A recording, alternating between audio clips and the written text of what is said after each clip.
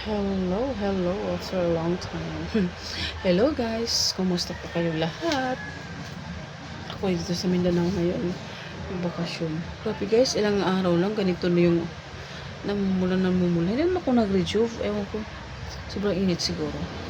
So anyways, kanina guys, I'm so busy. Busy talaga. Kasi nga, yung mama ko dati, nung malusog pa siya, mahilig siya sa mga tanim niya dyan sa labas na kung ano na yung ano niya. Ngayon, nung nauwi ako, sabi ko, kawawa naman tong ano namin, yung sa labas ng bahay.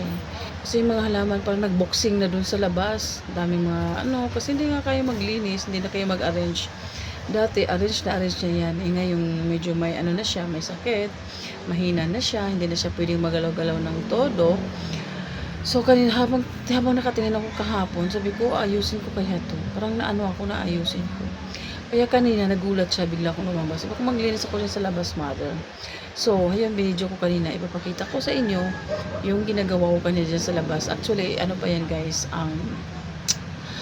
hindi pa yan full. Parang ano lang tawag niyan, yung partial. Partial yung paglilinis. Bukas, ano ko na, kukunin ko yung mga medyo, yung matangkad na ng mga, ano, mahilig talaga si mother. Ngayon lang na, hindi niya na asikaso kumbaga yung ano, mga halaman. So, ayan, ipapakita ko sa inyo yung pinagagawa ko kanina. Tapos, 'di ba sa Manila, bawal magsunog, ano, dito pwede naman. Kaya inano ko na, sinunog ko na yung mga tuyong dahon kasi nga napalibutan kami ng mga puno. Like lansones, may mangga, may ano pa ba dyan, may bagong ano naman ng mangustin. Ito sa gilid na yan guys, hindi pa kasali yung sa likod. So yan, kanina, parang nanibago ako kasi nga hindi naman ganun yung gawain natin sa Maynila. May kunting walisin lang. Dito talaga as in, ang dami mong mawalisan na ano. So, ayun, na-enjoy ko naman yung pag ano, sa mother, tuwang-tuwa. Sabi niya, ay salamat, parang nakahinga daw yung mga ano niya dyan sa labas. Sabi ko, mother, ano ko to bukas ha, tatanggalin ko to mga ito, ganito, ganyan kasi maraming lamok. Hindi naman siya nagsabing hindi pwede. Sabi niya, ikaw bahala, sabi niya ganun. Kasi nga, to avoid mosquitoes, nako, probinsya to, pero yung ano kasi namin, yung labahan, direkta dyan, so hindi na makadaloy papunta doon sa Kamay Kanal. So, bukas, yung partner ng kapatid ko, nanghiram siya ng yung gunting na malaki tawag niyan. Kukunin ko yung mga ano dyan para malinis-linis naman. Pero maganda na siya guys, kahit partial pa lang. So, what happened to my face? Ganito. Alam nyo guys, sobrang kati. Hindi ko lang kinakamot. Hindi naman ganito sa Maynila. Nagsasunblock na naman ako. So, siguro mawala din to. Ako. Ang kati eh. Hindi ko lang inano. Medyo makati talaga siya guys. Siguro sobrang init. Sobrang init dito. Nung hindi pa ako dumating, yun, maulan.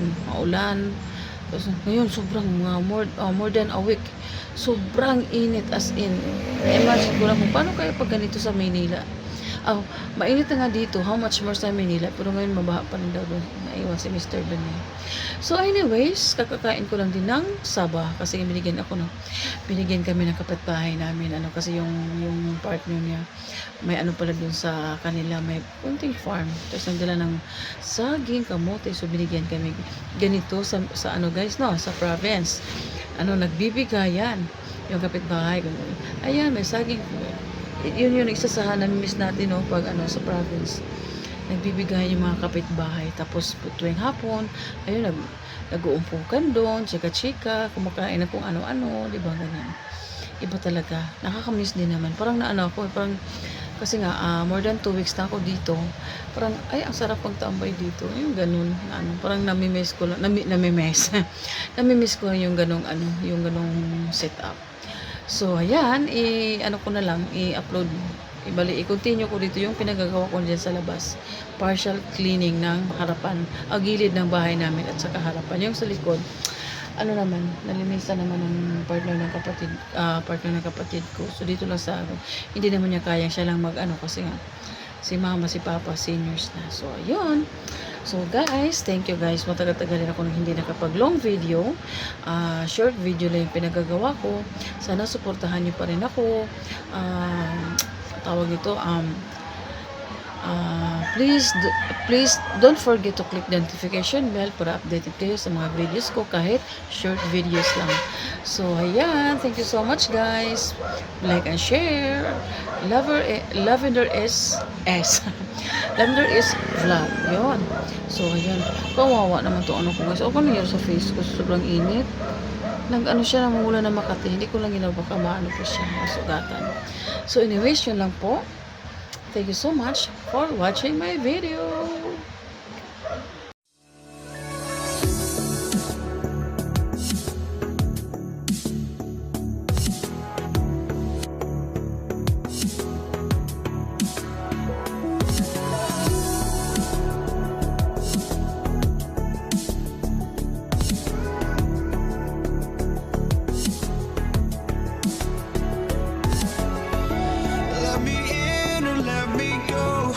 Honestly, try honesty, no.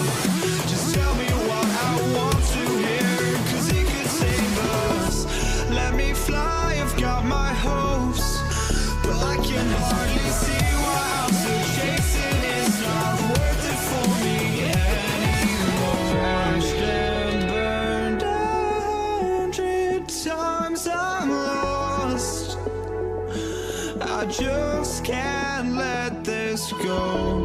Every last chance I had is gone, but I just can't let you know.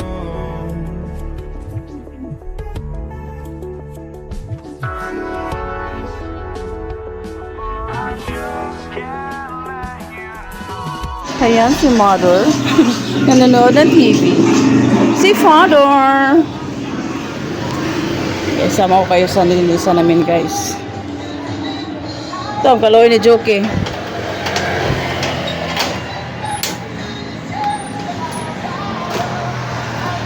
Pa, wala ko ilak mo. Gawas na ko. Balik na ko ron.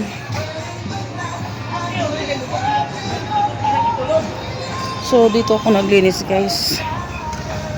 Ayan, kita niyo. Nilinisan ko kanina, guys. Diretso dito. Nilagay ko yung mga bagong halaman dyan. So, tinanim ko.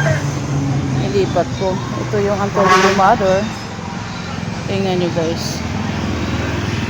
Partial pa yan. Nalinis na siya. Ito. Ano to? Itatapon. Yun yung mga pinutol ko kanina. Ayan. Yan yung sinabi ko bukas. Paputulin ko mga yan. Ayan, para maano naman siya. Yung sinabi ko may lansones, may mangga, may mangustin. Ayan, at least, diba guys? Medyo ano na siya. Ayan, dyan, nilinisan ko dyan kanina. Ito kasi yung entrance namin dati guys. Ayan, pintuan yan. Sinarado na. So, at least, ayan, nilinisan ko yan. Yan. Ayan, kanina hindi talaga yan ma-spilling. Tingnan nyo guys, ito yung tanim ni Mother na ano, medyo na siya. Meron din ako ganyan sa ano, sa Cavite. So ayan, pasok na tayo ulit. Ayan. So, ilalabas na highway na kami guys. So, okay. Balik tayo sa loob.